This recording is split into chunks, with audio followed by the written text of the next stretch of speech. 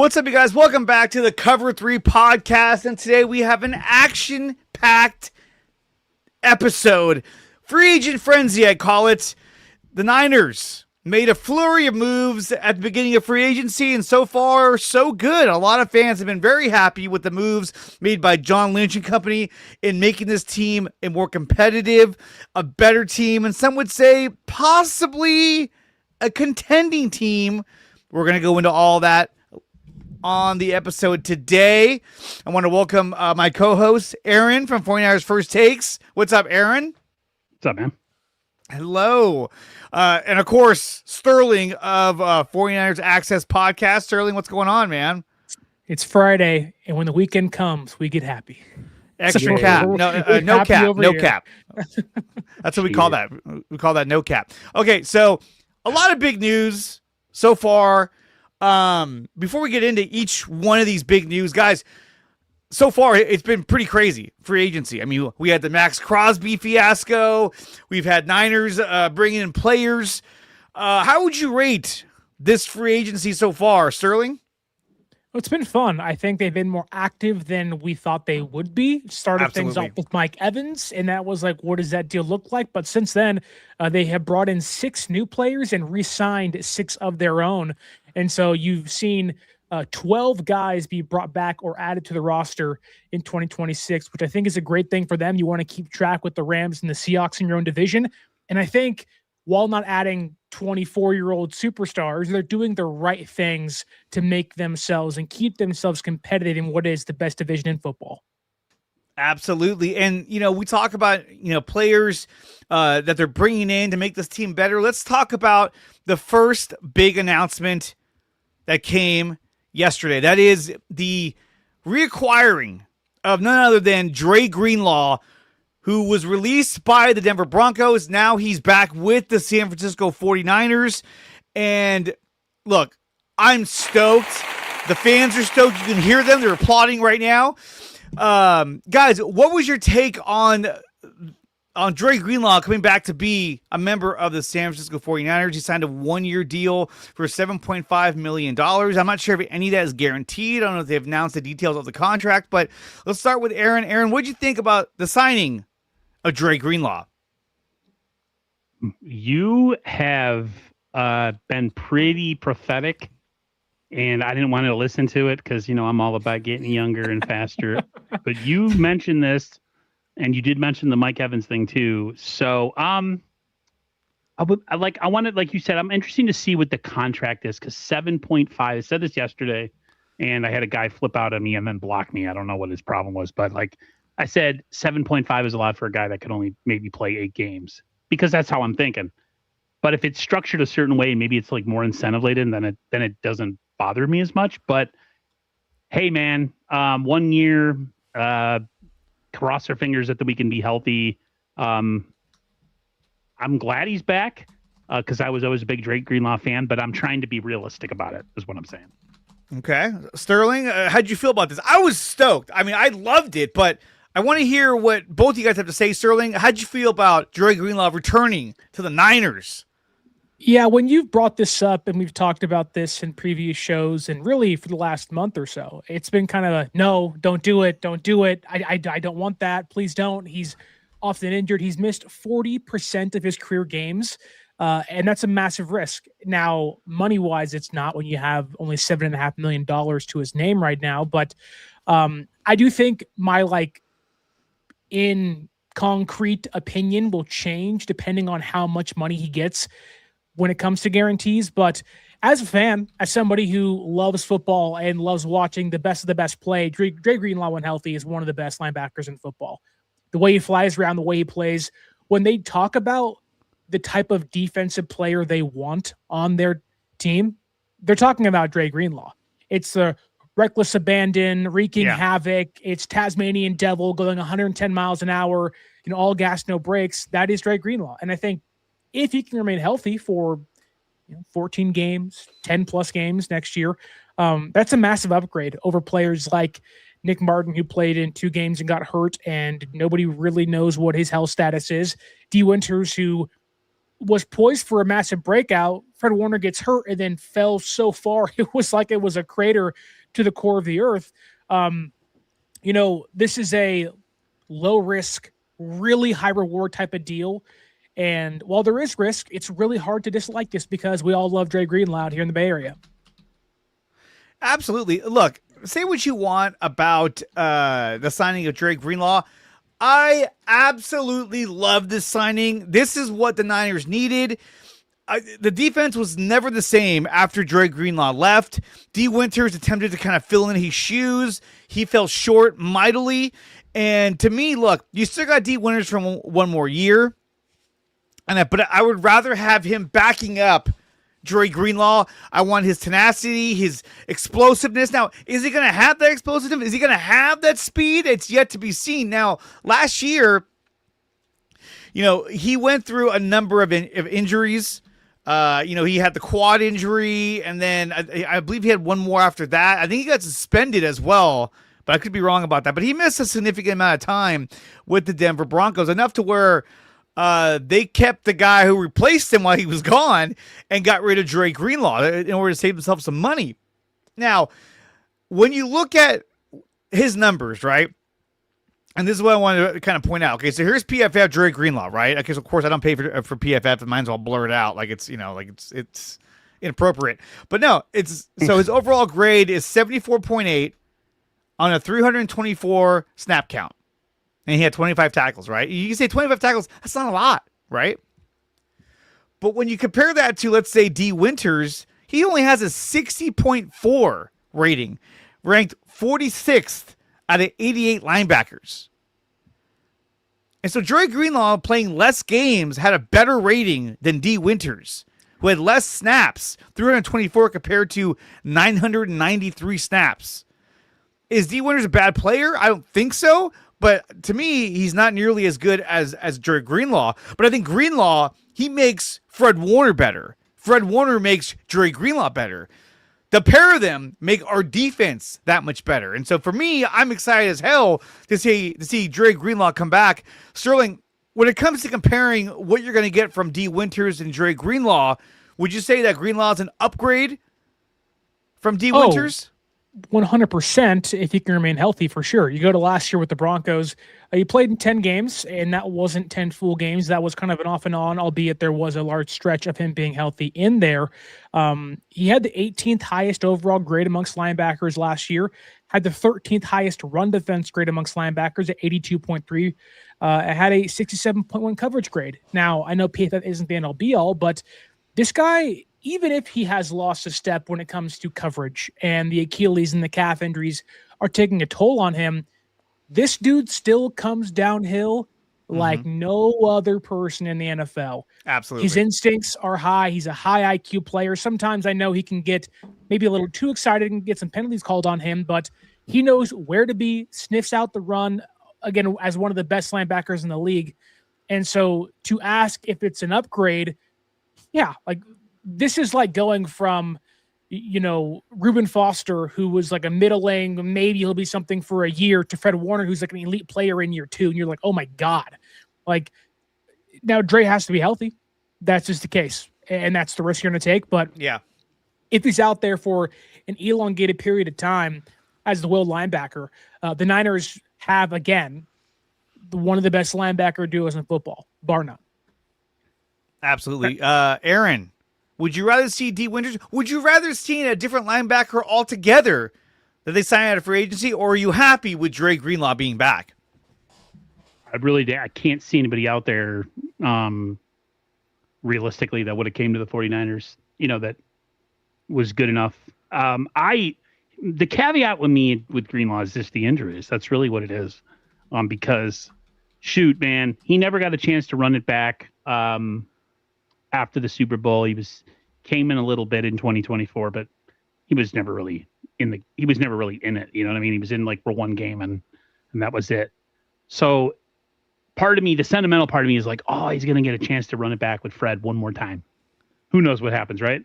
And to me, it's more of an indictment, I think, that they brought him in and they have a pretty big group of linebackers. None of them really pulled away last year. None of them really showed that they can handle the load. I do expect them. I don't know, Dre or Sterling, if you agree with this. I do expect them to hit linebacker again in the draft, again, to possibly bring in somebody that can be mentored, or again can be part of the solution going forward down the road. Because like him coming in is an indictment on D Winters, on Bethune, on Nick Martin. Yeah, I'm great. I'm happy for it. If he stays healthy, he's pretty damn good and he's pretty physical. And I like his kind of playing a little past the whistle type. I feel like last year we didn't have that. I want to see that kind of come back to this defense. Like the guys we're talking about in the one podcast, you want to have a couple guys that are a little mentally irregular on the team instead of having a bunch of choir boys. He definitely fits that. He definitely fits that when you're checking off, like, is there somebody on the team that's a little bit that has some issues? He definitely checks that box. So yeah, I'm good with it. I'm good with it, but I'm being like I said before in the last comment, I'm being realistic about it. We got a question here from Gabriel. He writes, do we see a D Winters trade? I believe he's on his last year of his current contract, and maybe we draft a younger linebacker. Sterling, do you think that we see a trade? I say no. I say they stick with the guys they got, but what do you think? Well, you have to balance, again, going back to that risk of Dre Greenlaw's health. If you trade D Winters, and let's say his value's at around a 5th or 6th round draft pick, this is a bad linebacker class. So you're going to see a run on them at some point on maybe early day 3, late day 2. And you run the risk of, if you're trading away D Winters, getting rid of somebody that has started games for you in the previous couple seasons and does have some potential. Now, how much? That may be dwindling. I don't think it's wise to trade Winters or Nick Martin or somebody else along those lines. I think you want to walk into preseason training camp knowing that guys go down all the time. Dre has had a history of non-contact injuries now with the calf stuff. I have. And you'd rather not trade D Winters, not get a linebacker because the draft class is poor, and then go, oh crap, now Dre Greenlaw's hurt, and say, well, Nicholas Martin has concussion problem, and we really don't like Luke Gifford playing Sam linebacker, and nobody else can truly play well, unless they plan on bringing somebody else. Now, if Eric Kendrick comes back this offseason, maybe that changes things. But right now, I don't see them making a trade at all previous to draft day. And look at this. I mean, Aaron, how does this make you feel? I love seeing this. Like, there's Dre Greenlaw. He's back in the facility. He's signing the contract. He's excited. The sentimental part of me is very excited. Dude. Yeah. Just because I'm negative about stuff doesn't mean that, like, in my heart, like, I'm always looking at things from a kind of a glass half empty, just because I have to do that for my own mental state. Because if I expect nothing to go wrong and it goes wrong, I can't handle it. So that's why. But in my heart, I love seeing Dre Greenlaw. I'm glad he's back. I'm so glad he's back. He's one of the few players that only looks good in a Niners jersey. Yeah. Like, I couldn't see Kittle wearing a different jersey, Fred Warner doing the same thing. No. Like, nope. I've already seen Trenton do it. I've already seen Christian McCaffrey do it. I hope I never see Purdy do it, but like, Dre Greenlaw belongs in the red and gold, and he looks so good in it. Yeah. And being a 5th round draft pick, 7 years ago now, really, like, it's very rare you find diamonds like that turn into franchise altering pieces. Yeah.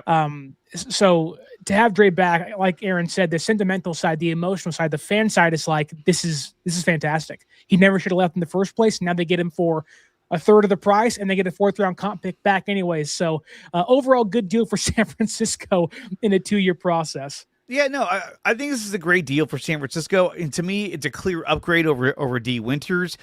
I think we saw enough of D Winters. I wasn't sold on D Winters. The Niners weren't sold on D Winters. Otherwise, they wouldn't have made this move.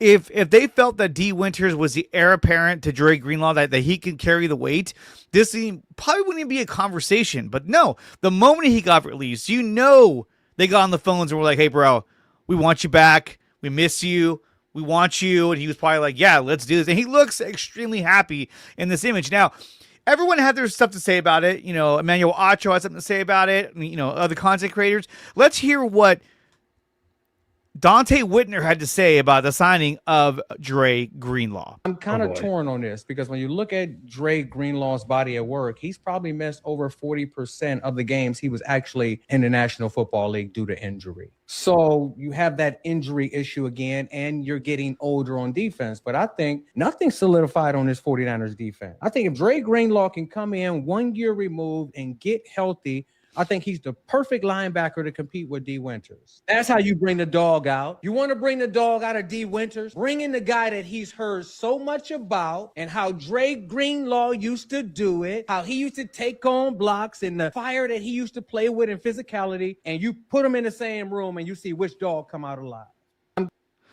What do you think about that? Do you think there's going to be a competition between Dre Greenlaw and D. Winters? I don't think there will be. I think it's D. Winters. I mean, it's Dre Greenlaw's job to lose. Unless he shows significant signs of slowing down and is not even close to being the player that he was before, I don't see D. Winters reclaiming that starting spot. Sterling, what do you think? Well, why are we acting like they haven't already been in a linebacker room together before? Yeah, exactly. What are you talking about? He Dre totally was lost here- sight of that. Concussions, Dre man. was- Concussions. It's a real Dre was thing. here 3 years ago and was coming back 2 years ago, so it's not as if Is D. Winters CTE hasn't a real experienced- thing? Like, it's not as if, D. Winters hasn't got to experience the animal that is Dre Greenlaw at a practice before. And I get it. Winters was younger, and now since then has had the chance to start games and has a now full season under his belt of being a starter in the NFL. So maybe there is that of like, look, like maybe you got complacent last year. Maybe mentally you weren't too tough and Drake can push you. We all talk about, how Fred Warner was always in Brandon Aiyuk's ear during practice, pushing him, trying to get him to go better. And I know Aiyuk isn't maybe in the Niners' best sentiments right now as a fan base, but there is a sense of, Trent and Nick Bosa pushing each other day by day, who can get better, who can iron sharpens iron mentality. So maybe there is a sense of that now that Winters has more playing time, but I do think it's Dre Greenlaw's job to lose. You don't sign a linebacker for $7.5 million and say compete. That's starting level money. Yeah. This is Dre Greenlaw's job. He's a starter. And if D. Winters plays well, then maybe it makes things tough for them. Maybe it makes them more comfortable having him as the backup will or playing Sam linebacker. I'm not sure, but it just seems like they probably want D. Winters to grow a lot this year. And it'll be interesting to see too how Raheem Morris utilizes the linebackers this year. They brought in Nate Hobbs last night. He can play safety and cornerback and nickel. Now you have Dre and D. Winters, which Dre could be that blitzing linebacker, so can Nicholas Martin. Whereas maybe D goes into coverage. And I think there's room for both those guys to play at the same time. In reality, doing what Raheem Morris likes to do. So it makes things more intriguing for sure, but this is Dre Greenlaw's job. See, I thought that maybe the Niners wouldn't be able to get Dre Greenlaw because I felt like maybe Robert Saleh was going to reach out to him and be like, hey, if you come over here, I'll make you, the Mike linebacker. You'll call the plays. You'll run right my defense. But maybe he did, maybe he didn't. But I'm glad he's here. I'm glad he's partnered back up with Fred Warner. I think they're going to wreak havoc on the NFL. But do we think the Niners should try and bring back maybe an Eric Kendricks to back up Dre Greenlaw? I don't think Kendricks comes back unless he's going to be playing. I don't think he wants to come back to be a practice squad player or a backup, but it's possible. Would you rather see Kendricks as the backup to Greenlaw, or would you rather just have him stick with D. Winters and Tatum Bethune and go with the guys that they drafted? Aaron? And that's a good question. Most of this defense is pretty young. I mean, D-line's pretty young. Secondary is pretty young. A lot of the age is at linebacker. Most of the age is at linebacker. It's tough, man, because Eric Kendricks is a very experienced player. He played pretty solid down the stretch. I mean, he's nothing out of this world. I mean, he's older. It's hard to say, man. I really don't know. Part of me is like, go with Kendricks because of experience and probably because he's better than all the young guys you have in the building. Yeah. But at the same time, do you really want to spend money on another older player in the linebacking core when you've already brought in Greenlaw for $7.5 million? So I'm kind of torn on this one, to be honest with you. I'd rather have them find somebody younger around the NFL that maybe could come in if they're going to pay for somebody. But I don't know. I have hope that Nick Martin can become something, but I'm really worried because he didn't recover from his concussion until 2 months after the season. So yeah, I'm a little I have torn on about this as one. much I really faith don't in know. Nick Martin as Jacob Cowing. At this point, if he does it, awesome. Jacob If he doesn't, Cowing. well, it is what it is. Gabriel writes, we had 2 linebackers show up at the end of the season that were sitting on couches and were instantly better than D. Winters. I'm pretty sure we can find a backup if the injury bug bites. And I would agree that, in against the Eagles, Kendricks looked really, really good. Then again, he's a seasoned veteran. It's easier for him to engage in the game and be able to kind of do what he has to do and not let the moment be too big for him because he's a seasoned veteron. Also has fresh legs too. Also Didn't play had a whole fresh year. legs. Him and Wallow, that was the one difference that I will say that in the wild card game against the Eagles, Wallow and Kendricks, they looked fresh. They looked full of energy while everybody else had played the entire season, was banged up here and there. Chris Hubner writes, next season we're banking on older players returning from major injuries. I'm hesitant to think Bosa, Warner, Kittle will be as good as they used to be. Yep. And then Peter Parker says, hey guys, what do you think about that, Sterling? Let me ask you about that. Do you think the Niners are making the wrong move, that they're investing into too many older players, that this is a team that is running the gauntlet of players getting hurt, breaking down because of their age, because of their recent injury, past history? Do we think this is going to be a problem? The Warner one I'm not too concerned about. They're one game away from him coming back. And so that to me isn't a concern. The Bosa having 3 ACL tears, that's scary. It just is. There's a history there. I'm not sure if you guys saw Jabari Parker's knee in that photo yesterday. He's had 17 knee surgeries, and you're like, oh my God, that thing is freaking minced meat. The basketball player? Yeah. And so Jabari Parker, what? There is some concern that, the more you get cut open, the less likely you do come back. And so your legs either get tired and this, that, and the other. Tissue, man. Scar tissue. Right. And, you've heard surgeries of guys having to go get that removed from some of the surgeries or injuries they've had. As Aaron raised his hand and said, I'm one of those people. And so Kittle, I'm also worried too. It's an Achilles tear, albeit not the most egregious one. I guess they get some good news based on placement of it. So yeah, there is that concern. When guys get hurt, no matter the age, and it happens often, it's like, you can even mention and you can put in Dre Greenlaw in that conversation for 1 year and Mike Evans for 1 year. Yeah. I'm thankful that the Greenlaw deal is for 1 year only. There is no harm in a 1 year kind of stopgap try to get healthy type of deal. Mike Evans seems like that's a low guaranteed contract for if he's not healthy next year, they can say goodbye for a low cost. So they are signing veteran players to play pivotal roles for them, which is scary in itself because of the age and the injury stuff. But, there also is a chance things work out. Dre is 2 years removed from an injury. Maybe he's better in year. His second coming to the San Francisco 49ers. Mike Evans bounces back from a injury-riddled season last year that had him lose time because of a broken collarbone, was kind of a freak injury. And then maybe Bosa isn't this amazing defensive player of the year type of role anymore, but he's still a solid A- edge rusher. You're in a good spot still. They have plenty of work to do, and they have to find more pieces, but the Niners are banking on second, third, and fourth year players finally living up to potential. And you kind of have to do that when you are retooling. And so I'm all for it, but there are risks that are attached.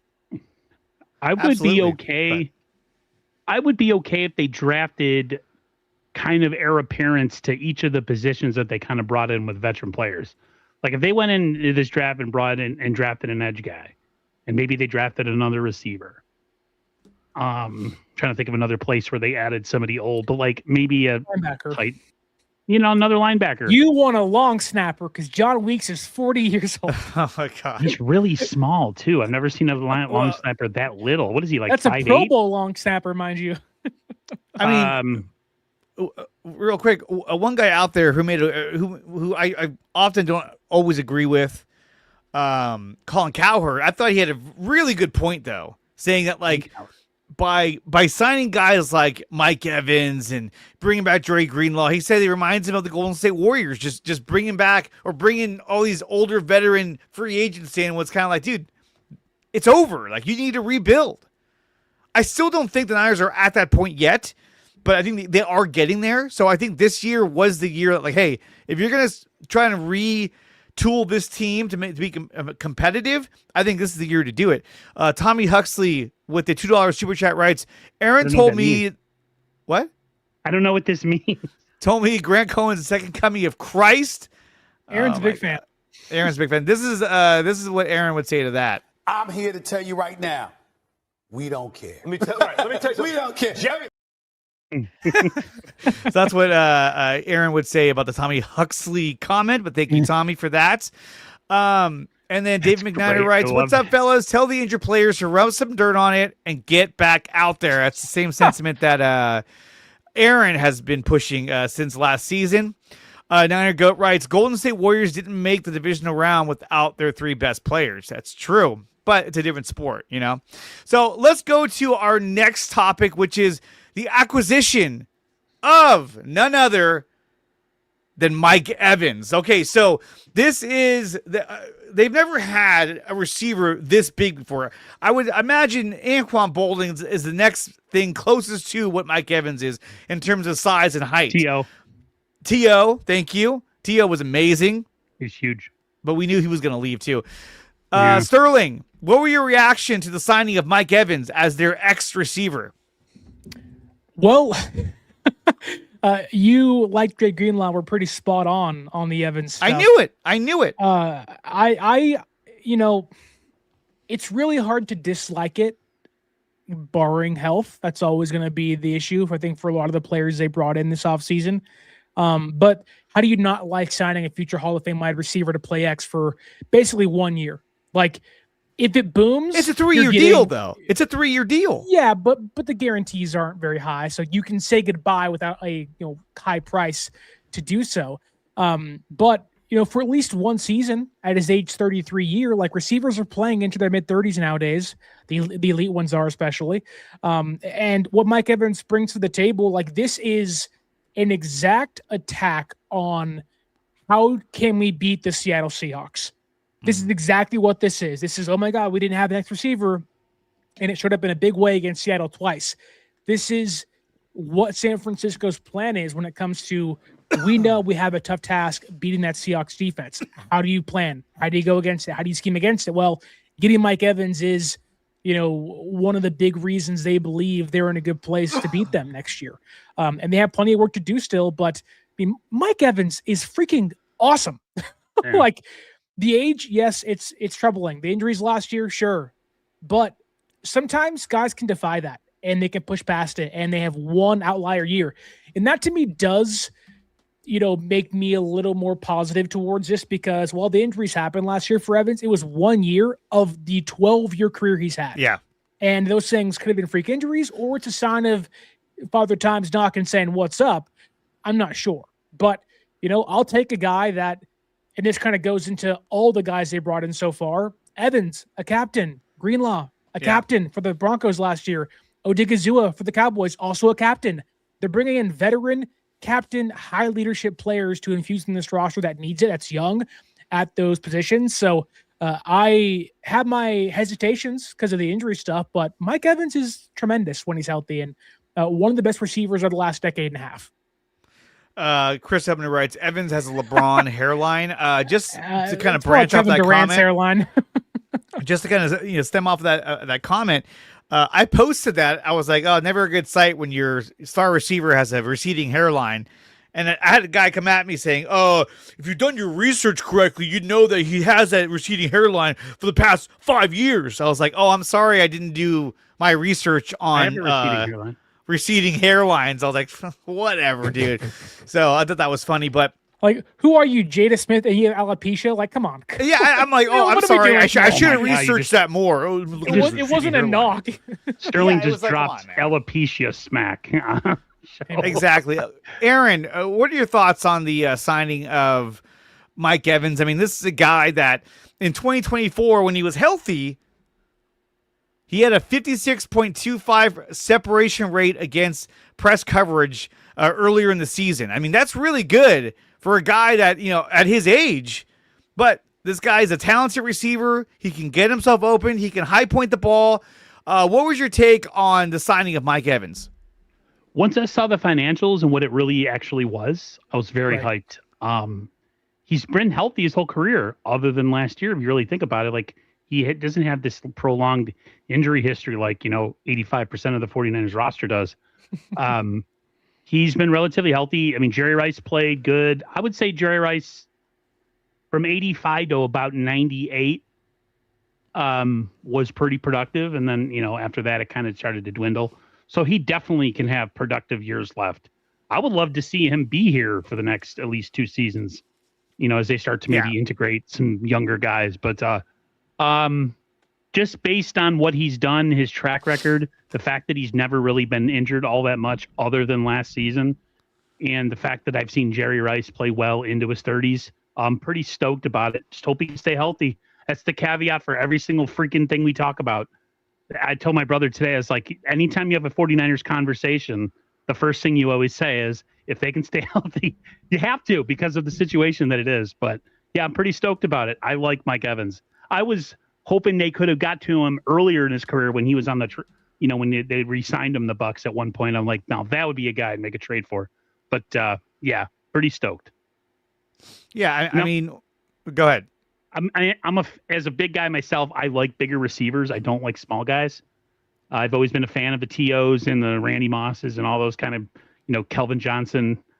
So that's another thing too. I'm into the big 6'3", 6'4" guys, receivers. And so, Sterling, let me ask you, when you compare Mike Evans to what we used to have in Juwan Jennings, is this an upgrade? They're very similar, albeit very different players. Mike is, and I guess so is Juwan. They are the contested catch, go up and get it. I know Mike has better separation than Juwan does, but Mike also is one of those people that has excellent body control in the air, will go up and moss defenders, doesn't matter their size or their arm length. And I think, when you look at the value this deal brings, like, go look at the receiver class and free agency.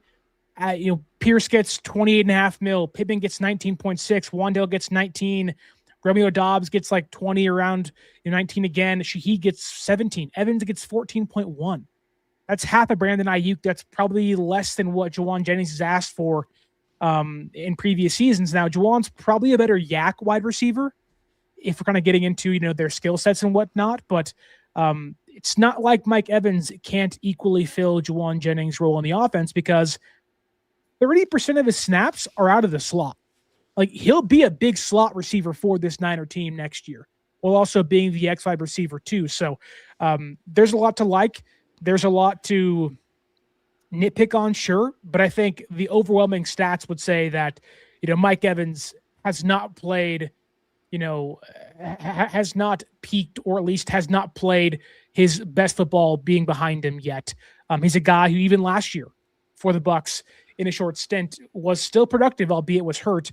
And since 2021, Evans has been one of the best route runners in football. He's been one of the better red zone threats in football. 61 targets, 32 receptions, and 161 yards with 24 touchdowns in the red zone. That's over the last huge. 4 seasons. Like, this dude just wants to go up and get the football, and you have a quarterback, which is why everybody wanted to bring back Juwan Jennings, because Purdy high points the football. He lets guys go up there and get it. Hey, I'm going to throw it high. Can you jump and get it for me? And that is Mike Evans. Ultimately, I think if the chemistry with Purdy and Evans clicks, this is going to be freaking awesome next year. I mean, look, I know I was bragging the other day and saying I called it, but I'm telling you, I knew that they were going to look at Mike Evans because why? Because they saw what Devontae Adams did in Los Angeles. And they said, you know what? That's what we need. We need a perennial red zone threat. We need a guy that as soon as we get in the red zone, all eyes are on him. And now you have to do that with, when they come back healthy, you have to do that against Mike Evans, George Kittle, and Christian McCaffrey. I mean, that's 3 different guys you have to watch out for. Again, the Niners offense just got reloaded with more talent. Now, I still think that the receiver room is a little shallow. I still think they need to get one more receiver in here, but we'll see how that kind of plays out. But they did make a move to bolster their defensive line, and that move was the trade with the Dallas Cowboys to acquire Osa Odighizuwa, an interior defensive lineman. Kill What's that last name. Nice job. It's my tweet. Yeah, it's a Sterling Sweet. And I like this one because, look, it shows in 2025 you had 52 pressures, 3 sacks, and a 13.6 pass rush win rate. In 2024, when he was with Micah Parsons, 60 pressures, 7 sacks, and a 15.1 pass rush win rate. Now you're putting him next to Nick Bosa. So he should be able to replicate those numbers like he did when he played next to Micah Parsons. To me, this is a great move for San Francisco. Another dog on the defensive line. I love this move. Aaron, what was your take on the trade for Osa Odighizuwa? Pretty stoked. Once you kind of got into his statistics and you see that he essentially was just the odd man out because of the 2 guys that were in front of him on the depth chart, and you see how many sacks. I think he has 17 career sacks as a DT, and then you see the pressure rate. What was the one thing the Niners lacked last year more than anything? Was interior pass rush. This guy automatically is your best interior pass rusher, defensive lineman, and it's not even close. And I love CJ West and Collins, but yeah, still, this guy you're only paying $20 million a year, right? And he's not even 30 years old yet. For the next 3 years. Yep. It's like they went out and got Javon Hargrave, but at a cheaper cost, and younger and better, because we've seen what Hargrave he turned out to be. But this is great. We all wanted the Franklin. Was it Franklin Myers? Yeah, John Franklin Myers. John Franklin Myers from the Broncos, but that was going to be a massive contract. And if you look at all the contracts the Niners have really dished out in free agency, they're all 49er friendly. They are Parag. They are Parag Marathe freaking specialties. They look huge, and then when you actually do the numbers on them, you're like, oh, the Niners are paying a 1-year deal, or the Niners are paying mostly incentives. So as much as I hate the Moneyball approach with the 49ers, it's worked. It's worked so far. And dude, he could actually be a long-term player here just based on what he can do, his age, the fact that they got him under contract for 3 seasons. It was a very good move. I was very, it's probably the most exciting move out of every move we've made so far. And that includes Mike Evans, just because of like his youth, what he can do, and the fact he's under contract. So all those are check boxes for me, and doesn't have a huge injury history either. So to me, this is a significant move because, one, you're adding Odighizuwa to a defensive line that already has Nick Bosa. Then it has Alfred Collins, CJ West, Mykel Williams, a young core of talented defensive linemen.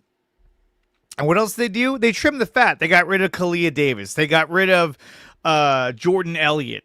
Brought back Sam O, which I was happy to see because I like Sam O. But to me, they're making this defensive line better. Brought him back yet.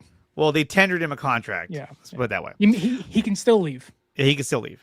But they got rid of guys like Robert Beal. Gone. He went to the Dolphins. Oh, well. Good luck to you. I hope you have a great career. But Sterling, Osa Odighizuwa, how much of an upgrade is he from what we had last season? I don't think you can calculate how big of an upgrade he was compared to what they had last season. You go into his numbers, he outperformed Kalia Davis, Jordan Elliott, West, and Collins when it comes to pressures and sacks. He outperformed the 4 starting Niners defensive tackles. Here are the numbers right here. It's just insane. In half of the pass rushing snaps. And this is on a very, very bad Dallas Cowboys defense last season. Now, you got to believe, too, that Matt Eberflus, who they brought over from the Cowboys, probably had a lot to do with this trade as well, saying, hey, this is the guy we got to get. Look, they're loaded with the interior linemen that are making $20 million a year. They got to get rid of some of these guys. So I feel like they had an inside track on making this deal happen. But looking at these numbers, I mean, oh, my God. Last year, which I would even say it was a bit of a down year because the team wasn't very good, he had 3.5 sacks, didn't have Micah Parsons there anymore, so that was a huge letdown, but 3.5 sacks, 23 quarterback hits, 52 pressures, and 420 pass rushing snaps. Our defensive line combined, Elliott, Davis, Collins, CJ West only had 2.5 sacks, 9 quarterback hits, and 47 pressures, and 969 pass rushing snaps. He outperformed all of them, just like Sterling said. And I think when you look at these numbers, this tells you everything you need to know about why they made this move. But not only that, yes, they give a third-round pick, but they're only paying him $20 million a year for the next 3 seasons. This is a great move for San Francisco. Sterling, go ahead. I was going to say, we saw what San Francisco did last year, right? Look at that face. Look at that face. Got these long, lengthy defensive linemen to clog running lanes. And, sometimes you have to question, what is the arm length? What is the hand size of an interior defensive tackle? Because sometimes those guys have shorter arms. Maybe they're bigger guys that have bigger hands, but he's a very unique blend of size because he's 6'2", 280 pounds. That is not a very big player.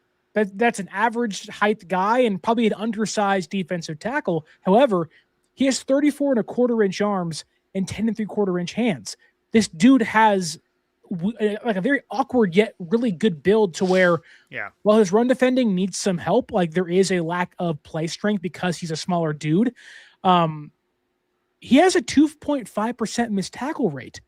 Like that is unheard of for a player his size, but the length he has makes up for it.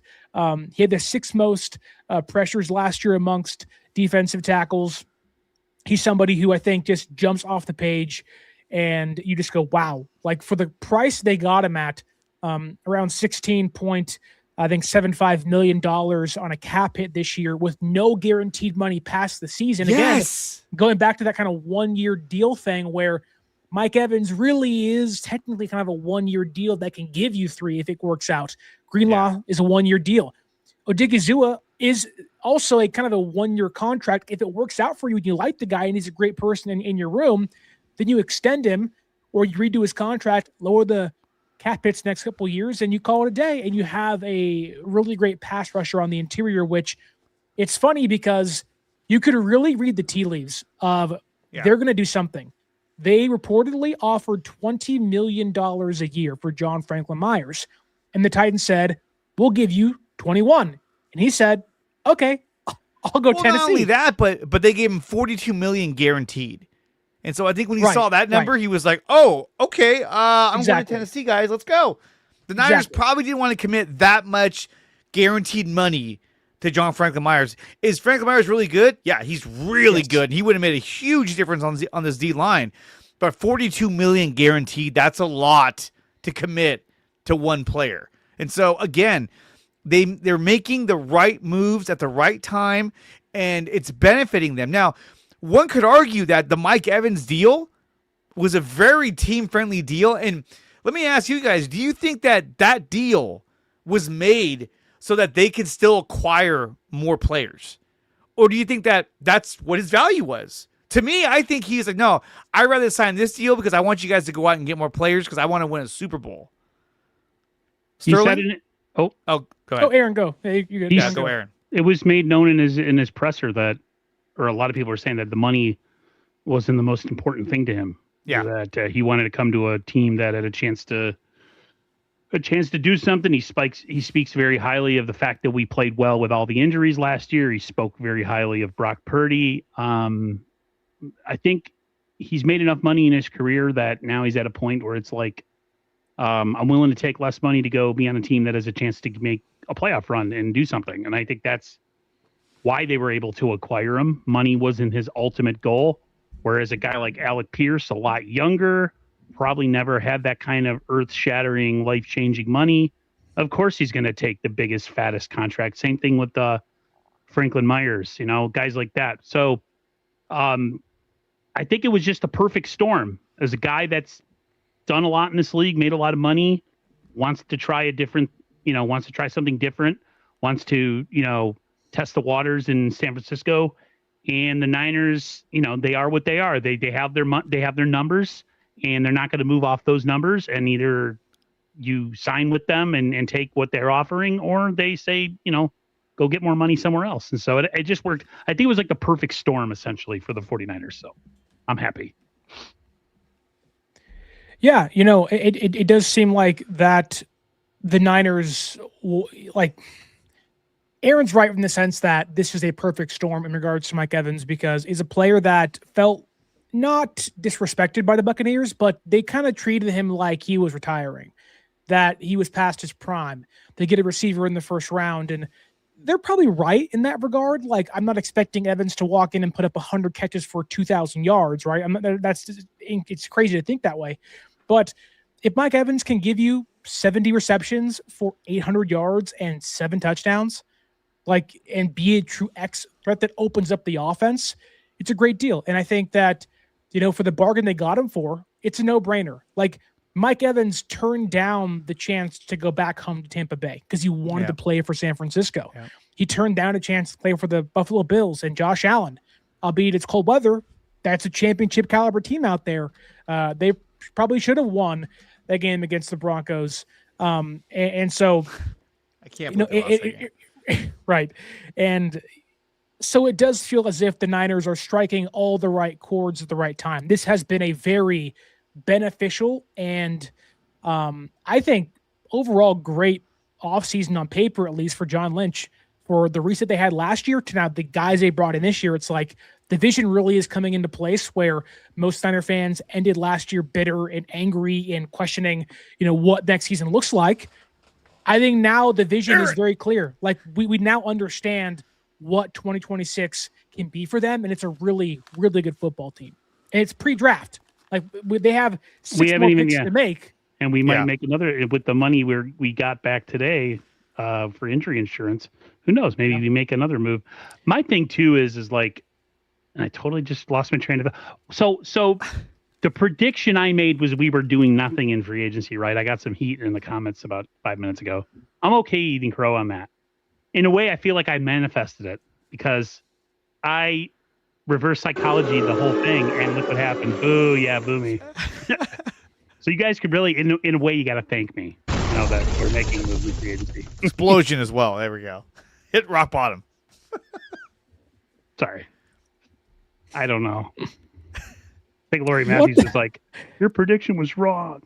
I'm like, you're right, it was. Well, you brought up the fact that the Niners are going to, gain a bunch of money. Let's talk about that real quick.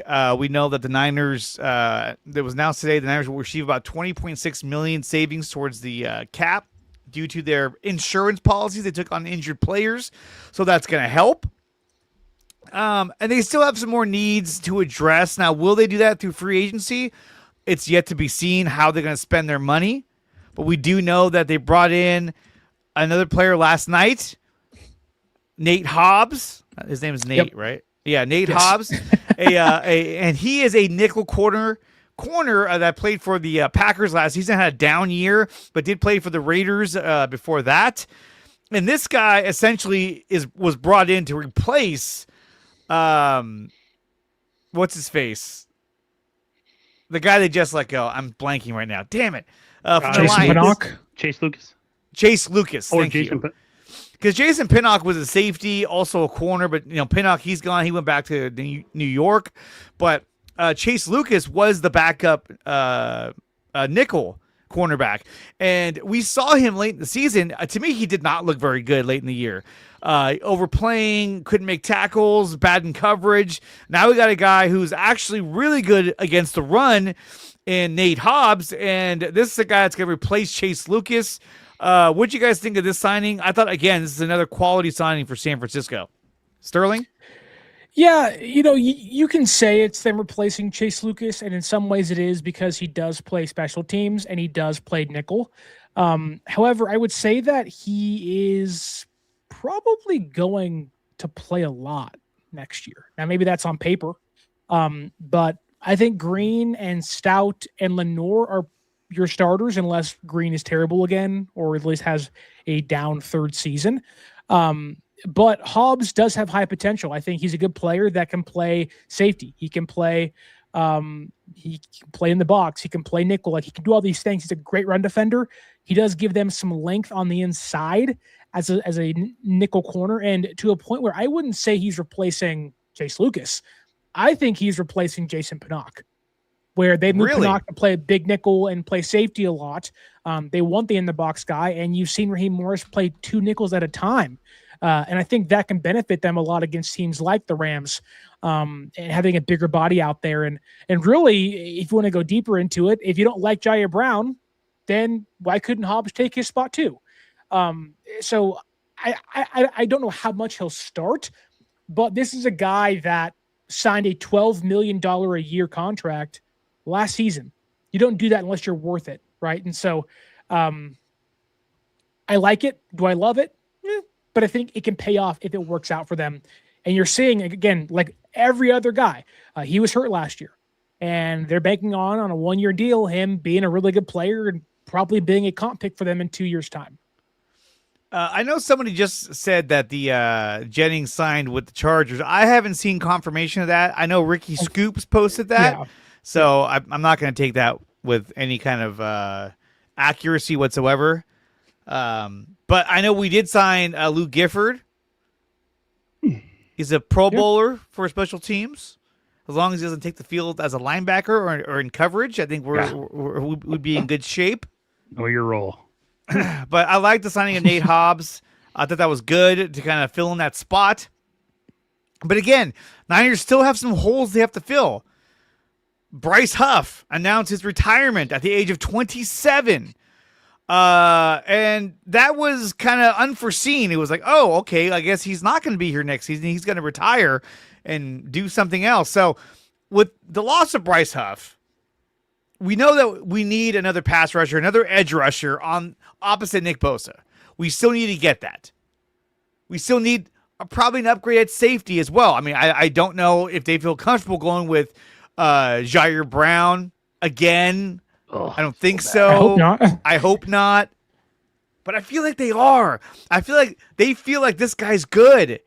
And not to say he's a bad player. I'm just saying, like, they seem to have they kind of have the, well, I mean, in comparison to, you know, people in the world, but they kind of have that same feeling for Jake Brendel as they do for Jair Brown. Kyle likes him. Lynch likes him. At least Brendel was a second-team All-Pro 1 year. Jair Brown ain't never sniffed that in his entire life. And I don't see why they're so big on him. So that is an area. Super Bowl. Well, it's true. That's an area that they could look to improve in the draft. I think that's where they're going to try and improve the safety positions in the draft, because they let every veteran safety that was out there, they're all gone. All the good ones are gone. I thought Nick Cross was the guy they were going to look into. Gone. I wanted Brisker. Brisker, man. Berserker, gone. You know, even Pinnock, gone. You know, so he sucked, but he was a big guy. I wanted Jalen Hawkins big time. Yes, you were posting so all about that. God, he was so good. He went to the Ravens, I think. But still, they didn't want to make the move at safety. I feel like that's a position they feel like they could either draft or find somebody cheap, and kind of like the offensive line, they don't want to invest a ton of money into the safety position. Which is crazy, because Raheem Morris values safety a ton. It made it the point to go out there and draft Xavier Watts and sign Jesse Bates to a massive contract with the Falcons. So I don't know if that's being passed down from John and Kyle of like, we don't invest in safety, but would you be shocked if round 1 it's Thanaman from Oregon or it's McNeil Warren from like Toledo? Like I would not be shocked in round 1. Not at all. Safety. I really would not be shocked at all. Do you think maybe they have? Maybe they're thinking Marquise Siegel's going to take a second-year jump. Possibly, but in coverage he wasn't all that good. He wasn't. He's also best suited as a nickelback. He's not a safety. Now maybe he grows, but it's like, no, I got you. Again, another horrible running back draft, according to Cowboy Chipdale. I know Sterling has similar sentiments that this is not a very good running back draft class. So again, you know, should the Niners spend more money and bring back a Brian Robinson Jr. to be the backup to Christian McCaffrey? Was that something that you guys liked, or do you think, hey, let's go in a different direction. Let's try Jordan James. Let's see what else is out there. Rashad White got signed for peanuts. And I thought that would have been a good signing. Gainwell would have been a good signing. Both are good receiving running backs, and both of them are off the board. So what do they do in terms of their backup running back?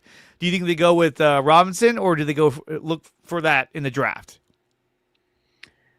I don't think they're going to draft a running back. You have no reason to. You have Jordan James. There is some semblance of Isaac Guerrero. I don't know what happened to him. Isaac Guerrero. I also think what Shanahan's been able to get out of UDFAs or kind of the free agent sign, like they brought back Patrick Taylor Jr., who I know isn't a great player, but he's a fine guy that can actually give you something. He's a fine guy as like your third or fourth running back. And obviously you want to have that number 2 next to McCaffrey. And it's funny because McCaffrey has made it known of like, I would really appreciate having a guy back. And this is the first time he said that. This is the first time he's finally voiced that concern of like, hey, I really like to have another guy who can step up and help me out here. And I think he's pretty aware of his surroundings of I'm nearing 30 and I have a ton of tread on my tires. So yeah, go bring back Brian Robinson for a 1-year deal, like $3 million, put him back there and just see what works out. It also gives you versatility to utilize Taylor and Guerrero and Robinson as your return men too, because Sky Moore is now gone. So it's like you want to have that versatility. And I think bringing back Robinson for a cheap 1-year deal is no harm, no foul. Yeah, I'm totally on the same page. Get a UDFA, bring back Robinson, call it a day. And you have Jordan James in the building. Like, this is the one draft where they cannot afford to go waste a pick on a running back. Oh, we have somewhat of breaking news, albeit not Niner related. Hold on. Breaking news. After serious conversations with the Rams and Patriots, the Eagles will not trade A.J. Brown at this time. Both teams remain interested, but no move is imminent. If a trade were to happen, it'd be closer to June 1st, per Diana Rossini, who always makes things up about A.J. Brown. So we'll see if that's true or not. But not going to be a Ram. This is my reaction. That energy out there. This is my reaction to that news. I'm here to tell you right now, we don't care. Let me tell you something. We don't care. Jerry.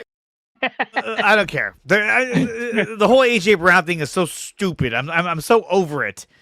Even the Jalen Carter thing, I was all amped up on that. Like, hey, they could make a move. They're not going to trade him. It was so fake. They're not going to trade him. Listen, no. Mike said that though. This is the gaslighting season. Like there's a lot of people. Like I told you guys, I told this to Mike. Like there's people that make 49er content that have 49er pages. Literally every player, the Niners. I must have saw a tweet one time from the same person on 6 different players where like the 49ers of interest. The 49ers, we hear the 49ers and it's like, dude, they gaslight us into thinking we're going to make all these moves and then none of them happen. So like I said, I went negative and it backfired on me. So I'm going to do that again from now on in the future. So, but yeah, stop gaslighting us, people. I don't think they're gaslighting. They're lying for content's sake. They are lying for content. Probably. All right. So looking at the needs of this team, where do you think they need to address next? May it be defensive end, edge rusher, another receiver, a safety? If you're John Lynch, what is your first priority in free agency right at this point? Where do you address or where do you go to try to fill these needs? Sterling, where do you go if you're John Lynch? Yeah, I think it's tough because you don't want to, like, there's no real starting safeties out there on the market anymore. So safety's gone. That is a draft day issue. I think running back's interesting. We already mentioned Brian Robinson. That can make some sense. I would really like to trade Mac Jones still, but he has no suitors, and that seems like it's done and over with. So we'll wait and see how that works itself out. Maybe something happens on draft day. I'm not banking on it happening, though. But in free agency, it seems like their best options are to go to edge rusher and maybe look at a running back, and that's kind of it. Now, I know Deebo Samuel's out there and Juwan Jennings is out there. The team does want to carry over some cap space in the next year, so it really feels like that they're probably going to add one more edge rusher because you have to just because you need to.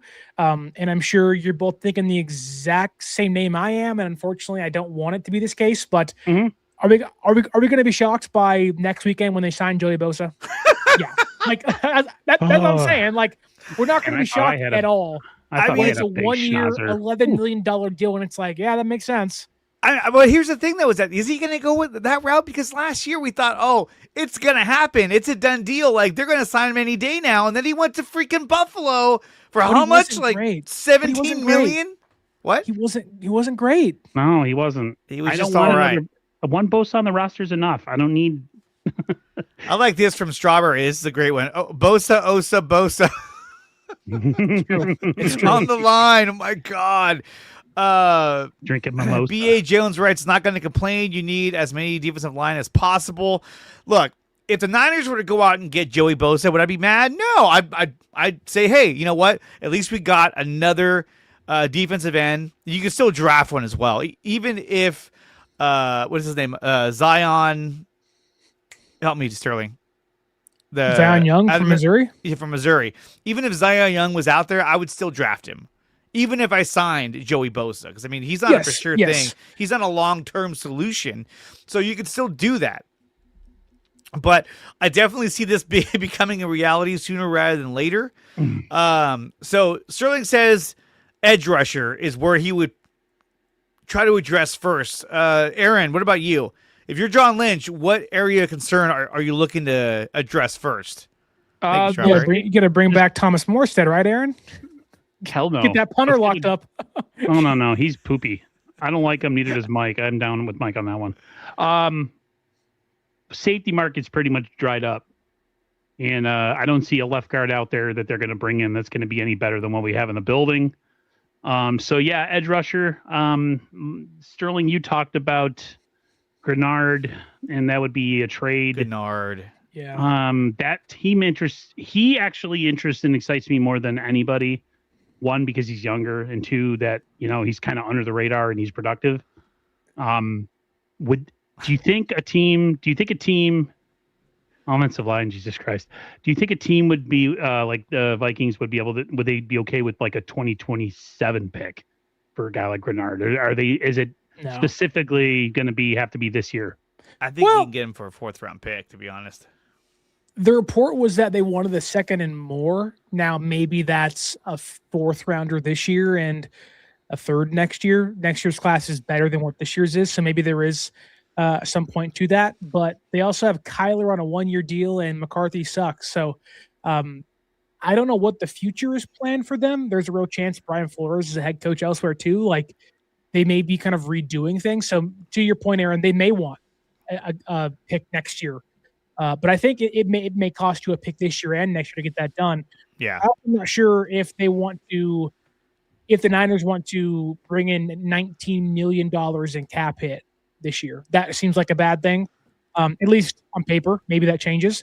But I do think that trading more draft picks feels ill-advised after the Odighizuwa trade. So I probably would. Who's on the market though at edge rusher right now? I don't know, but we got Joey Bosa, Leonard Floyd, Anthony Jennings, Josh Pascal, Hassan Reddick's out there still. A bunch of veterans past their prime, basically, or like untapped potential type dudes that Leonard aren't going to change much. Yeah, the return. We also got some breaking news here. We got some video of Kyler Murray working out. There he is. You can see he's really putting in the work, getting ready to throw the ball deep to Justin Jefferson. There we go. Hey, he got deep in the squat. To give him credit, that was a deep squat. He's got some tree trunks going on there, man. So he's putting in the work. There's so many memes for Kyler Murray. Dude. One of my buddies, when he was drafted, created a meme or a GIF or whichever. It was a meme, and it was like Kyler Murray on a chair getting his jersey next to the commissioner in like a really small suit, almost like the guy from Fantasy Island, the smaller guy that was on there. The plane. Yeah. It was probably the funniest thing I've ever seen. Like a little squashy version of him accepting his draft jersey standing on a chair. I thought that was great. There was that picture of Justin Jefferson, and it was like Justin Jefferson standing next to his new quarterback, Kyler Murray. All you see is the top of Kyler's head. He's so short. Okay, so we know about that, and there is some more things I want to address about the Niners, but real quick, I just wanted to kind of break to this because I thought it was so crazy. Aaron, I want your take on this because it affects you directly.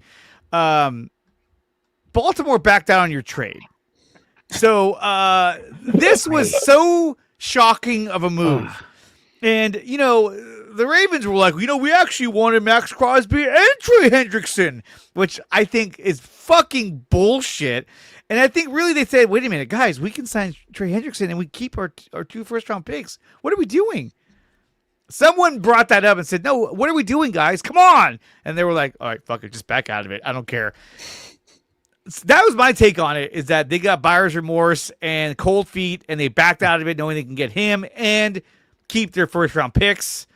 Aaron, what happened? I have no idea. You failed the physical, man. Yeah, I failed the physical. My knee was bad, shoulder. They did a CT scan on my brain that also had some problems. You know what's funny though? The dream is still alive, Dre. Maybe one day he comes to us and then we can do me wearing the jersey.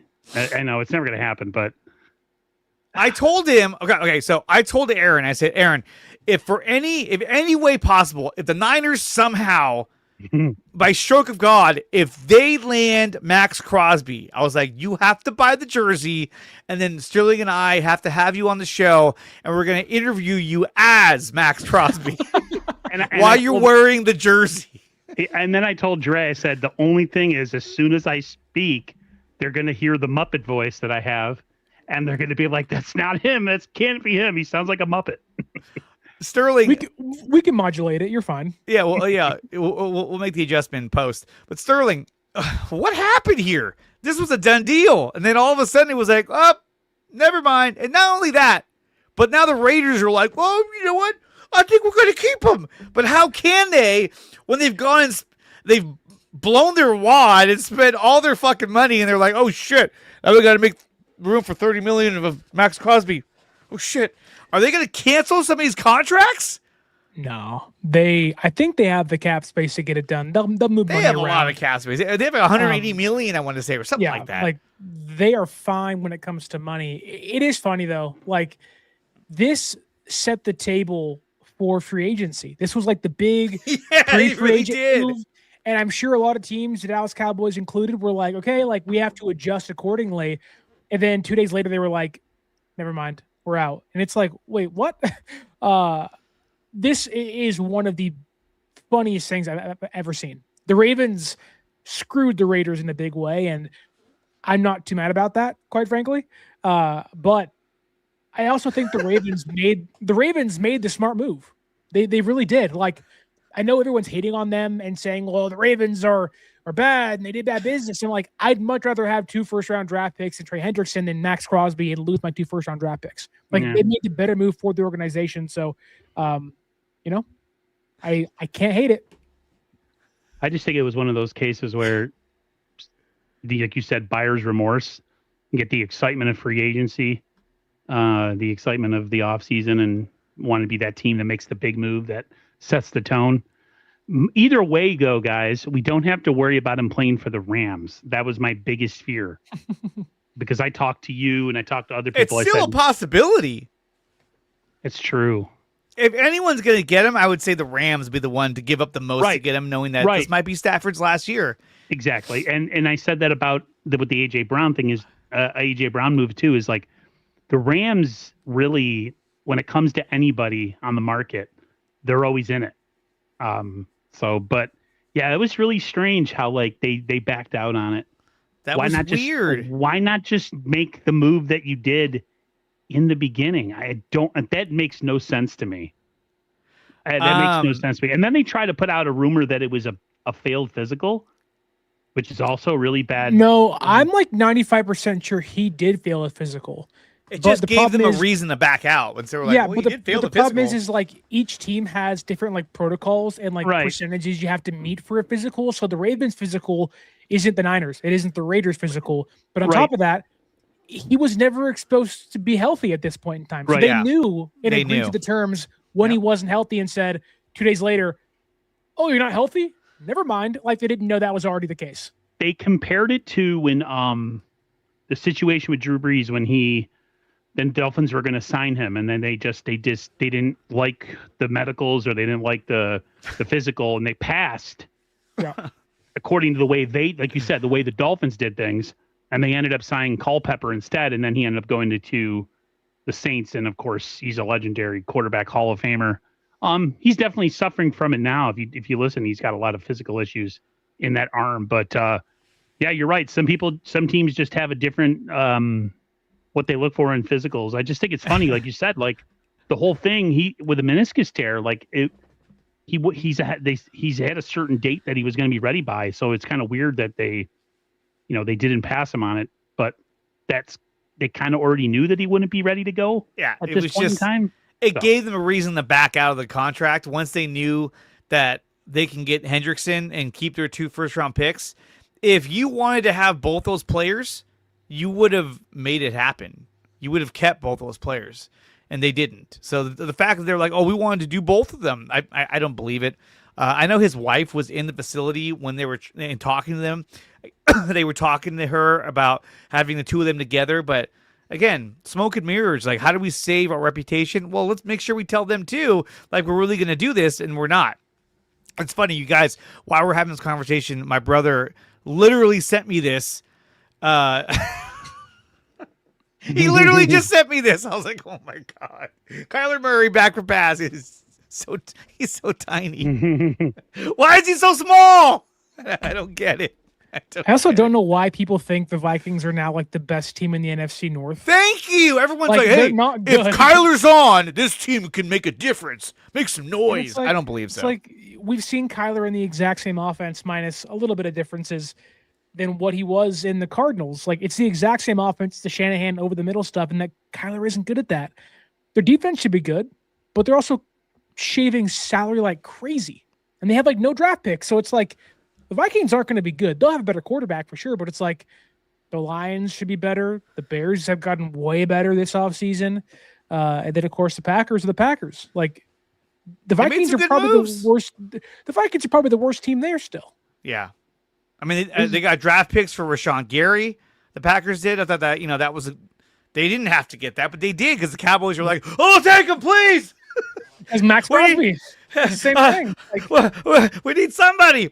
So earlier I asked you guys where they should address. Okay, obviously, yes, I feel like edge rusher, they should definitely address that. Safety, you got to address it. But to me, I don't know. It still feels like there's one more move they got to make. Edge rusher would be number 1. Number 2 move, bring back Deebo Samuel. Oh God! Let's please get the no. band back together. No. Let- Uh, Let's get the band back together and let's win this thing. oh, we scared him off camera. No way. Strike up the band. not the music.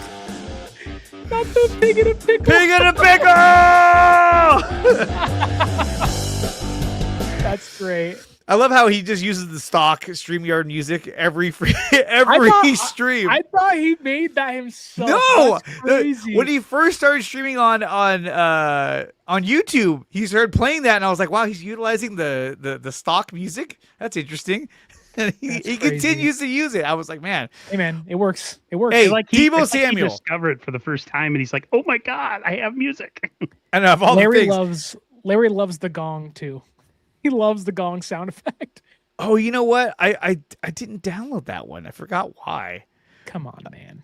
You gotta get know. the gong. I gotta get the gong. I don't even Gotta see it. start using sound but effects. no to Deebo Samuel. No. Bro, what? No, yeah. Keep it away. There it is. But here's my argument for Deebo Samuel. And everyone's like, oh, no Deebo, no Deebo, no Deebo, no Deebo, no Deebo, no Deebo. There was a post, I don't even know if it was real or not. You know, if I see something, I'm just gonna fucking run with it. Where it said Deebo, I think it was a joke. When I read it to myself, I'm like, this had to have been a joke. It was like Deebo Samuel wants to go somewhere where he's gonna be fed. Yeah. And so I think that was a joke because I was gonna reply with it like, hey, maybe he should skip a few meals. But here's the thing. I still think that if he came back to San Francisco, he sees Dre Greenlaw coming back. He sees the moves that they've already made. I could see him being like, all right, I'll come back because you know what? Let's do it. We have unfinished business. And you know what? If Deebo Samuel is your number 3 receiver, I would almost feel more confident with Deebo Samuel as my number 3 receiver instead of Jacob Cowing or Jordan Watkins or even DeMarcus Robinson. Or Princess. Well, he's your number 2. He's your number 2. Oh. So, Sterling, if someone were to ask you if you're in charge of the team, Sterling Bennett runs the Niners right now, and they said, hey, we can get Deebo back for a 1-year contract as your number 3 receiver. He's also a gadget guy. Do you go that route, or do you say, no, we can draft. We could probably get a KC Concepcion, maybe Omar Cooper Jr., not Omari Cooper Jr., which I thought that's who that was. I thought, man, that's crazy as a kid already. No, Omar Cooper Jr.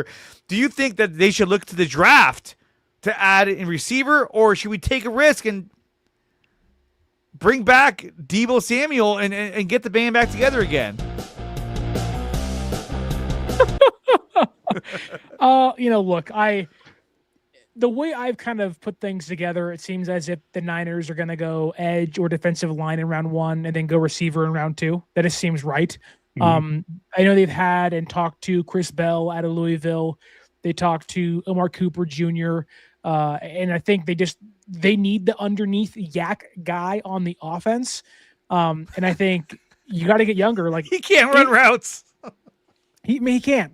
And if you want to sign Mike Evans, who'll be 33, and you want to get Dre Greenlaw in here, then you have to utilize the draft, like Aaron said earlier, at similar positions, right? So you have Pearsall, who's coming into year 3, where soon you're going to have to ask and kind of answer the question of, do you want to give him that 5th-year option, right? The answer now is no, clearly. So draft a receiver now in a really deep receiver class, whether it's Cooper or Boston or somebody else along the lines, and get him in here while Mike Evans is also here too. That to me is important. And so, no, I would not bring back Deebo Samuel. Now, I don't know exactly who's out there at receiver right now. I'm looking on Spotrac, so forgive me. I was going to say, I can tell you're looking at another monitor because you're frozen. Let's see if am I still frozen now? No. Okay.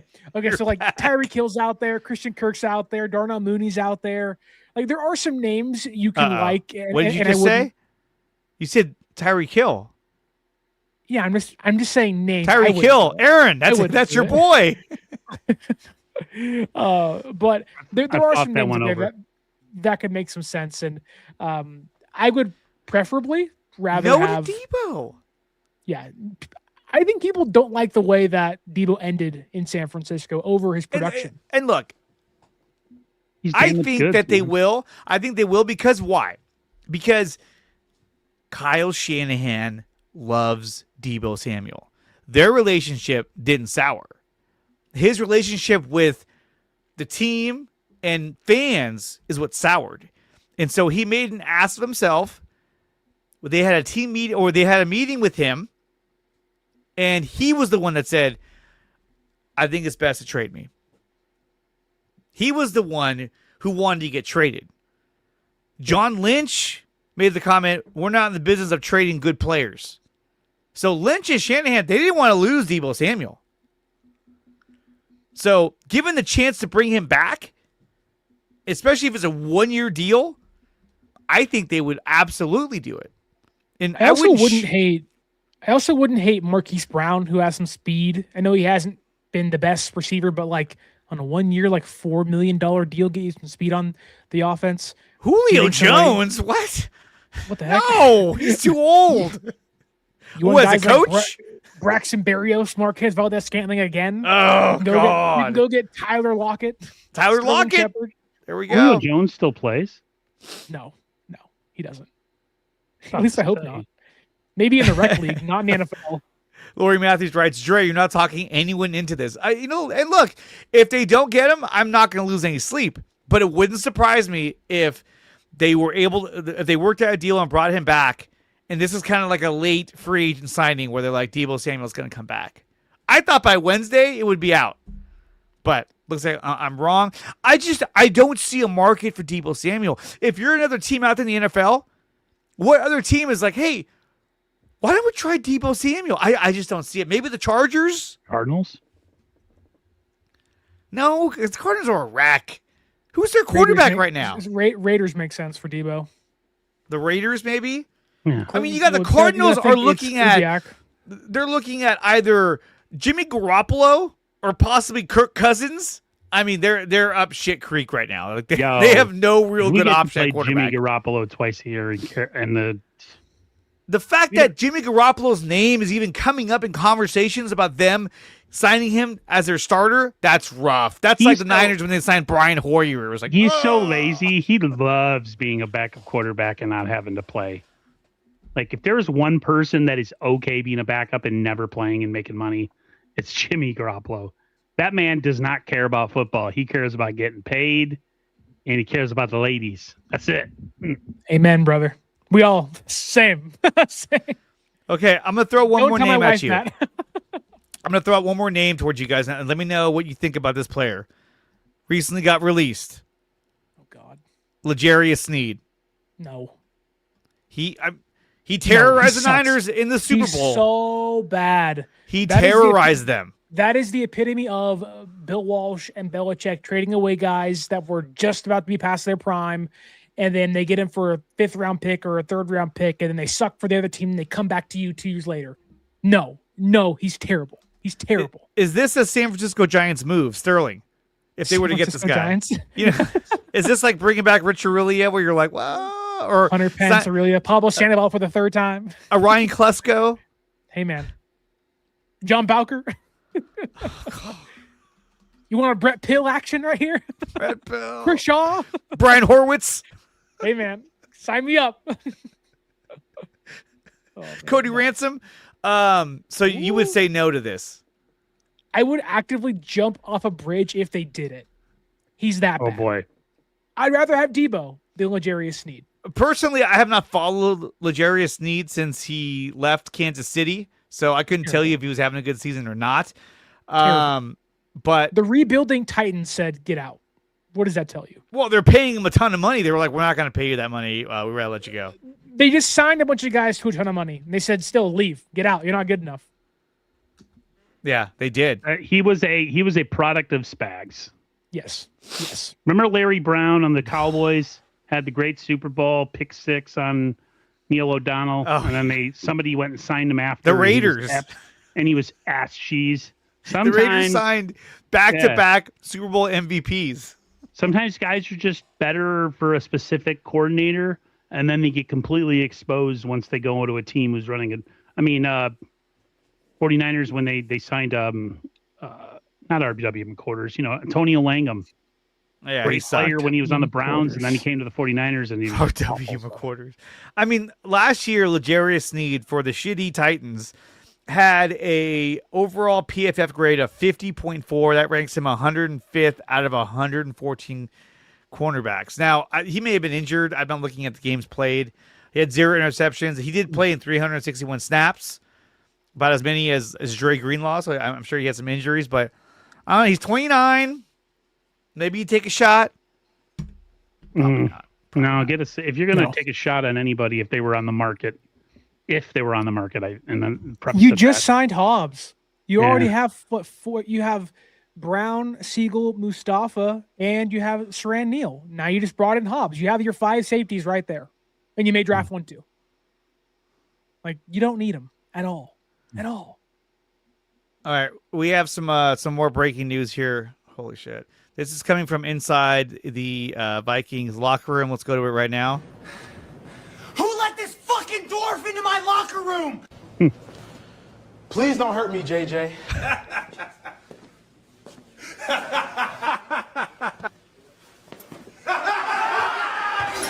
Still laughing. Short bitch. Okay.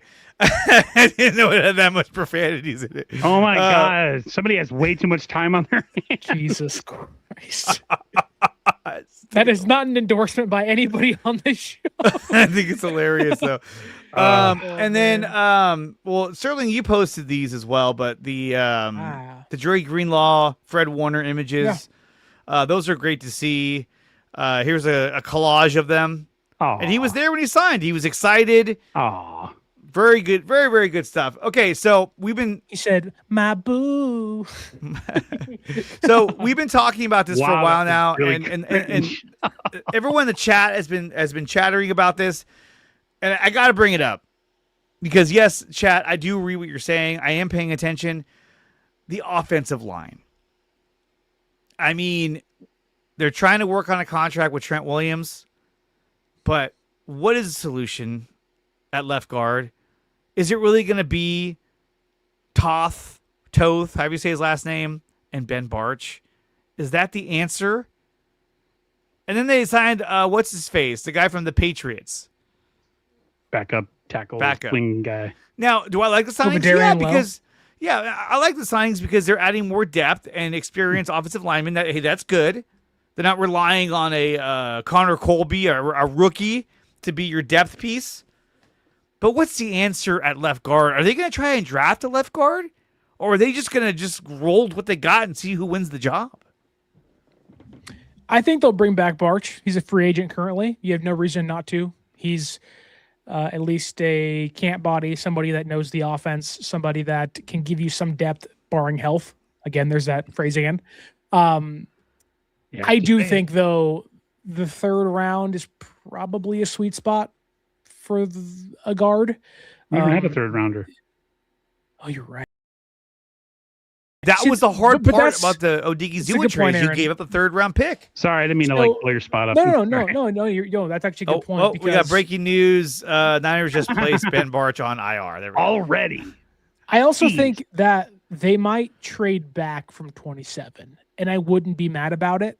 Like, me neither. If the guy they like or love is not there, there is a real sweet spot on day 2 and early on day 3, and they already have a bunch of fourth round draft picks. They have a second, they have a first. Why wouldn't you trade back 10 spots or whatever and get a second round draft pick and get maybe a second next year or a third and whatnot, and kind of get a haul in place of like, okay, now we have 8 draft picks or 7 draft picks, but they're all kind of in that bunch between 37 and 40 to 100 rather than being at 27, 50, and now 125 or whatever it is. So I think they're going to trade back. At least that's what I would do. It depends on who's there on the board. If Omar Cooper Jr. is there, then you're taking him. You just are. Yes. If you're in love with somebody on the board, you got to take him. But I think there's more value in round 2 this year than there is round 1, knowing that there's not many blue chip prospects in this year's draft compared to next year's draft, where there should be plenty, including a lot more quarterbacks, which Niners don't need one, but that makes more guys fall to them in subsequent picks. Do you think, and I don't want to blow your spot up, Dre, because I don't know if that's one of your last topics. Do you think that the decision of possibly holding on to Aiyuk till the draft for trade value could also open themselves up to possibly acquiring another pick where they could go spend on an offensive lineman? I love it. I love what they're doing. Yeah. Oh, they totally sticking it to him, and I love it. I mean, here's the thing. I'm them, I'm sending him to the Jets or the Browns. Well, but here's the thing: is that they have to want him first. Well, yeah, they have to want him first. But they know damn well that the moment they cut him, he's going to walk over to the Commanders. They're going to sign him to a 1-year deal. They're not going to allow that to happen. And so, in their eyes, they're like, "Well, hold on. We've already given this guy a lot of money, and now we're just going to let him walk out of the building and go sign with somebody else." Yeah. Look, we already recouped all of his guaranteed money, and we're spending it every day. What you got? It would be pretty funny if San Francisco reacquired their 6th round draft pick they traded away last year to Washington this year for Brandon Aiyuk. I thought you had actual breaking news. I was like, oh, here we go. You're looking at your phone for a second. I'm like, ooh. No. Sorry, no. Okay, so that being said, I think that the Niners look at it and say, hey, wait a minute. Why are we going to let this guy walk away and go sign with whoever he wants to go sign with? If somebody really wants this guy, come and get him. If not, you're gonna have to wait like everybody else. And I think, if you got Jaden Daniels in their ear saying, "Hey, I want Brandon Aiyuk," they might say, "Okay, look, we'll give you a 6th-round pick, a 5th-round pick, something." And I think something is better than nothing for Brandon Aiyuk. You already recouped your guaranteed money back. But if I got any draft pick, a 6th-round pick, a 7th-round pick, I'd be happy knowing that this guy was going to get cut anyway, but now I at least recouped something back for Brandon Aiyuk. But Sterling, why do you think they're doing what they're doing? Because why not? Exactly. It is in the best interest of the organization. Maybe be a little petty because there's a real opportunity for them to at least, like, you have to weigh the costs of holding on to Brandon Aiyuk. There's no guaranteed money on his book. They're not losing anything by keeping him until the draft and really until June 1st, which maybe it nets you draft picks, not this year, but next year. I don't know. I think what they're doing is they realize that there's going to be a team or two, preferably the Commanders, who want Brandon Aiyuk, that they don't get a receiver that they like in round 1, in round 2, and for most of day 3. And that would make them at least broach the idea of trading away a late day 3 pick for Brandon Aiyuk. And San Francisco, their money doesn't change. Now, they would take a bigger cap hit, I believe, if they trade him in April for the draft. And they'd take the dead cap hit earlier than spread it out over 2 years. So maybe there's a case of you wait till after the draft and you don't even want the compensation now. You want it later. You can wait till after June 1st when teams get into training camp and teams get into OTAs and someone goes down and you say, hey, give me a call. And I get straight of the way. So I like it. There's no reason to not at least attempt to do it because they've already given themselves the protection to afford to be able to do this. So, dude, it's like screw BA. Screw him. Yeah. You want to quit on us? Fine. You don't get to be in training camp. You don't get to be in OTAs. You don't get to go join your next team until the middle of August for all I care. Like, sorry, you quit on us. Somebody else gets you for nothing, or they have to give us a crappy pick. It doesn't matter. Like, this was his choice. Yep. Live with your consequences, and this is hopefully it. I mean, they basically said, hey, look, we know what you want. They're holding a picture of Jaden Daniels. They're like, you want this, don't you? But guess what? You thought we were going to let you go. You thought we just cut you and you can go do whatever the hell you want to do. Instead, they're like, no, we're going to hang on to you for a little bit longer and see if we can get any bites on this lure. See if we can get something for what would have been pretty much nothing for Brandon Aiyuk. They should Clockwork Orange him, put him in that room and just like display Jaden Daniel highlights and play Sensual Seduction by Snoop Dogg. They need to take the scene where you want this, don't you? It's when Luke's standing next to the exactly Return of the Jedi. I would put Jaden Daniels as the lightsaber and just have like BA superimpose BA's head on Luke Skywalker's belt. That would be funny. That's what they're doing, man. They're like, hey, we know what you want, but guess what? It's not gonna. You don't control the situation. We do now. So, and look, there's a lot of people out there. There's content creators out there that are saying, hey, why are they doing this for? This is wrong. Just let him go. Let BA do his thing. Why are we doing this for? But guess what? This is a fucking business. That's and right. This is called asset management. And look, you're hoping that the Niners are going to act in good faith. Well, they were hoping that Brandon Aiyuk would act in good faith. But guess what? That didn't happen either. So now it is what it is, and they're going to handle this the way they want to handle it because it's a business, and all forms of morality go right out the window. Well, that's it. He's a pussy bitch, and that's what he is. So, sorry. Hold on to Aiyuk and cut him on the final day of cut down. F him. Dave McNair's got a good point. Asset management. I don't know. Do you guys think he can get any more than a late 3-day day 3 pick? Not with that contract. Not with the hassle he brings. Like you saw TJ Husmanzada, who was a receiver coach, being like, I don't know what happened to him. Like the money woke a monster in Brandon Aiyuk, and sometimes you get around the right people and you're a place that you feel wanted, and that changes. And it really feels like San Francisco is not that place for him. And maybe Washington is. Adam Peters, Jaden Daniels. There's been some other friends that were ex-Niners that are there now. I think it also helps that he's not going to be micromanaged by a head coach like Kyle Shanahan. And with receivers, Kyle is like that. I think BA wants to be left alone and wants to be a diva and not be bothered. And, if that's what you want, then the Niners aren't a place for you. When you're having your own receiver coach basically say he changed and he isn't the same person that I once knew, and I never knew the BA we saw the last couple of years, that's a problem. That's a massive red flag. You wouldn't do that on, with someone you're dating. You wouldn't do it with a friend. Why would you do it when you're paying somebody $30 million a year? So, no, it's going to be a 7th rounder or a 6th rounder, and that'll be it. Yeah. Okay. And really, I agree with what Bashar says right here. If we get a pick, it's a W. Yep. And I think that's exactly their mindset. If we get a pick, that's a W.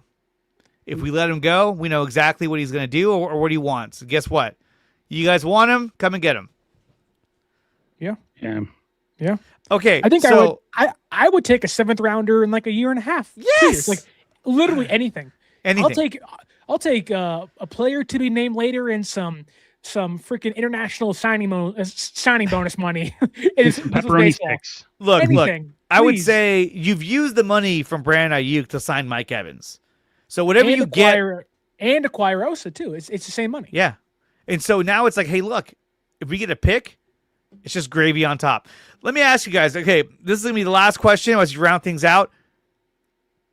With the moves that they've made, Osa Odighizuwa, Mike Evans, Dre Greenlaw, Hobbs, still more moves to be made. A lot of players coming back from injury. Fred Warner, Nick Bosa, Michael Williams. Is this team gearing up to make one more run at a Super Bowl? Or do you think this team is just trying to remain competitive? Sterling? I think they believe they can win it all. I think they realized last year that they are a much better team than what the actual healthy roster indicated. You knocked off their reigning Super Bowl champions. I think they're trying to fill every need they have. They draft based on need, so I expect that to continue in April. I do think that they're a team that, like, realistically, are the Seahawks going to repeat? Maybe. They're a darn good defense with an offense that's really competent, but they lost their offensive coordinator and they've lost a lot of pieces. Now the draft can change those things, but who knows? The Rams are beefing up for their kind of last run, but if Stafford goes down, that's a big question. The Niners, I think, feel like they are in a place to maybe take the leap to a Super Bowl contender based off of the context of the season rather than the strength of their roster. Because on paper, they're not as good as Seattle. They're not as good as the Rams are right now. And that can change if, some of the previous draft picks take a big boost in the next couple weeks and months and hopefully this year. But I would say they believe they can contend.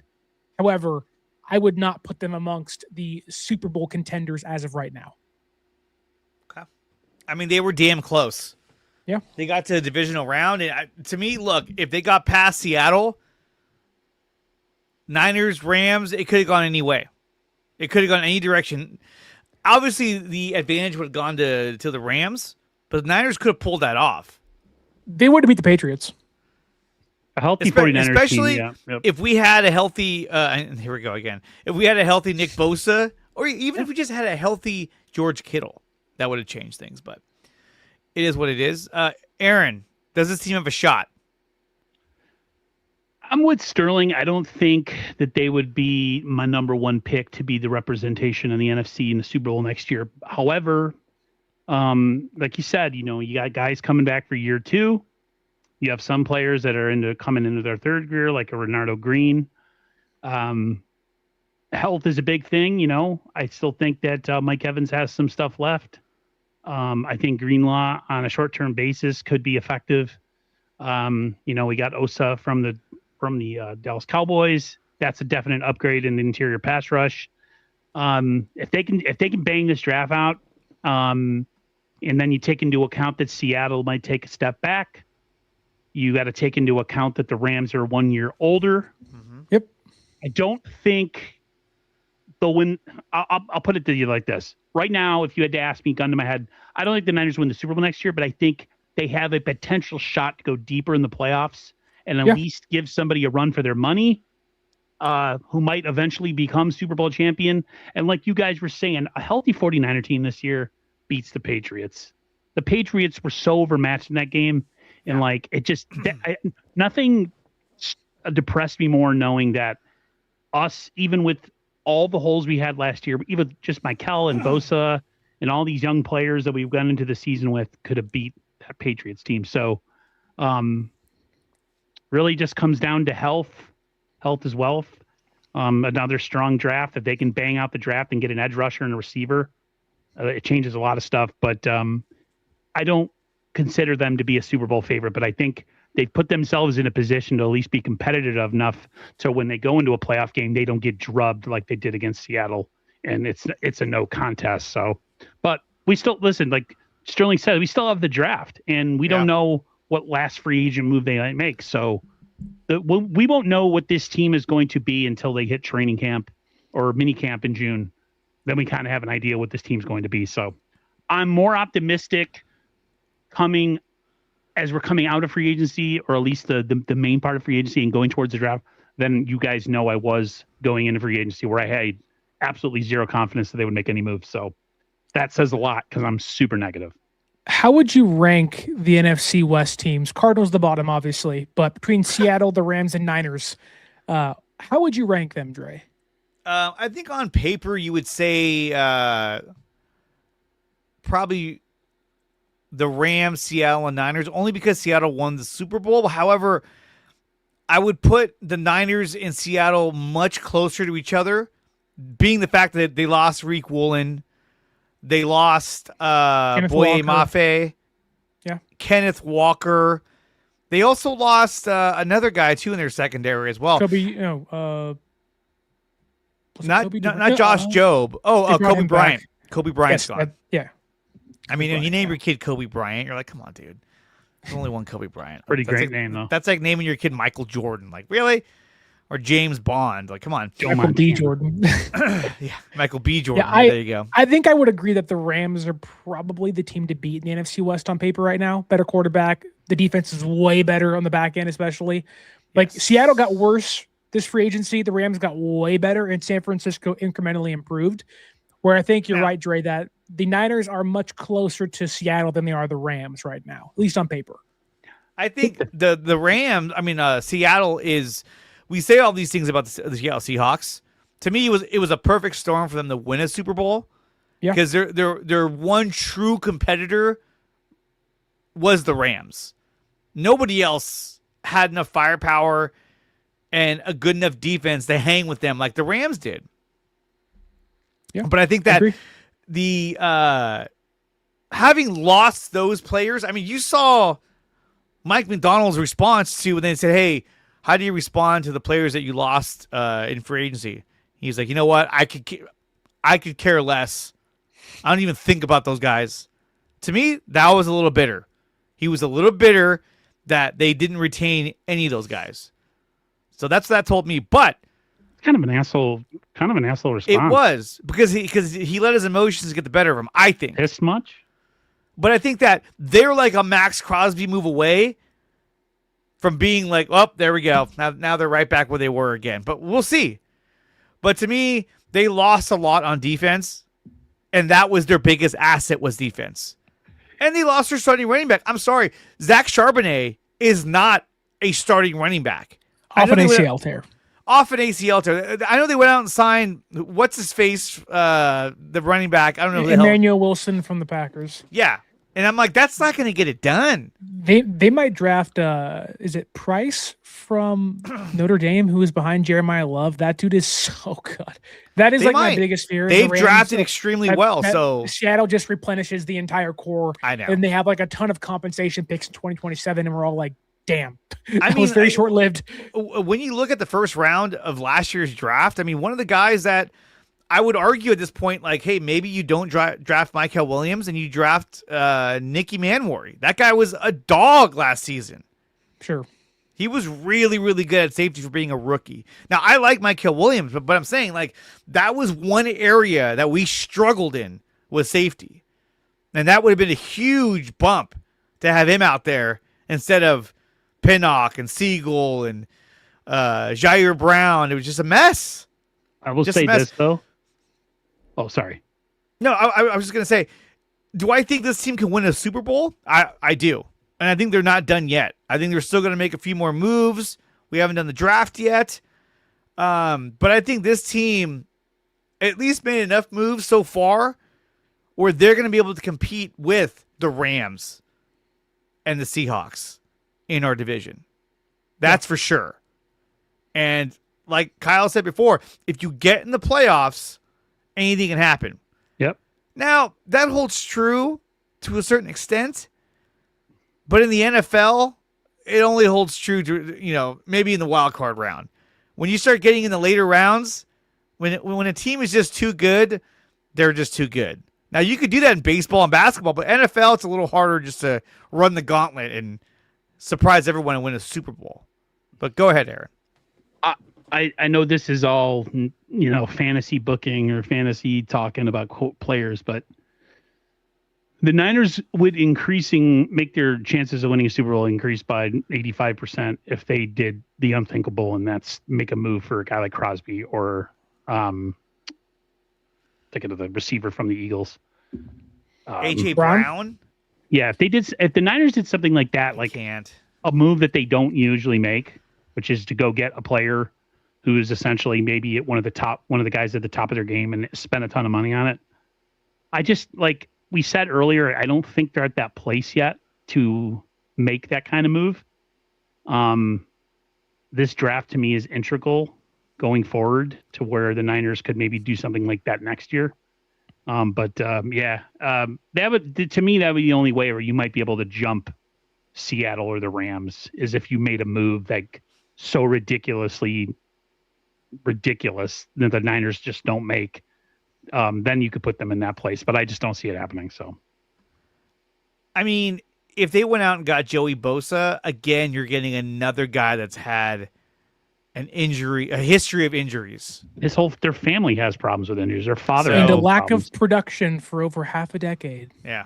All you're really doing is just getting the other Bosa brother out there. Just a name at this point. It's the name. Yeah. The Bosas are coming after you, Who knows? Like the Bill signing freaking Von Miller, and he hasn't been good in probably 6 years, and they're like, oh, we signed Von Miller. It's like, yeah, but he's like way past his prime, so. Yeah. He's way old. Way too old. Yeah. And we'll see if they address the O-line, perhaps in free agency, perhaps in the draft. I don't think they will. I think they're content with They have to draft a guard. They'll definitely draft somebody. We say that, and then they don't get a guy till the 7th round. They drafted Connor Colby. What do you mean? Watch out for Emmanuel Pregnon from Oregon. They were at 7 Oregon games this year. Watch out for that. Yeah, they watched a lot of Oregon football. They're big on their program. So, guys, that's going to do it for the Cover 3 podcast. I want to thank Aaron and Sterling for coming out here again. We're dropping a fire stream. Guys, if you like this content, make sure you like, share, and subscribe to Dre Area Sports, to 49ers First Takes, and to 49ers Access Podcast for nonstop 49ers action. I want to thank everyone in the chat who came out, most of which on Sterling's side, but we have 145 watching. What's this? We got breaking news? What? Anything? No? Maybe he's just saying that. No. Gardner Minshew officially signed. I don't know if that matters with the Cardinals. I'm here to tell you right now, we don't care. Let me tell you, we don't care.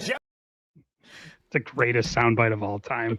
That's I had to download it. I like the Lamar Odom one. He was on crack. It's like, dude, come on, man. He says, I was just joking. Okay, thanks. Get out. Never again. Dude, what's up with all the Larry Kruger smack in the chat tonight? I don't know. Oh, man.